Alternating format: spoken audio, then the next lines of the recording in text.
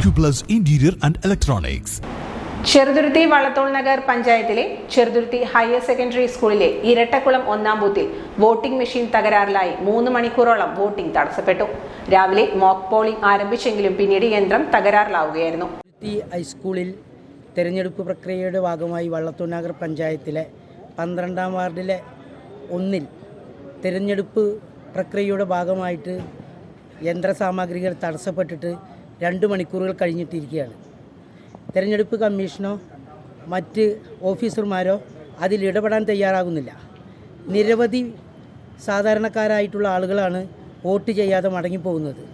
ഇതിൽ അടിയന്തര നടപടി വേണമെന്ന് വള്ളത്തോൾ നഗർ UDF കമ്മിറ്റി ആവശ്യപ്പെട്ടു. പിന്നീട് മറ്റൊരു വോട്ടിംഗ് മെഷീൻ എത്തിച്ചാണ് വോട്ടിംഗ് ആരംഭിച്ചത്.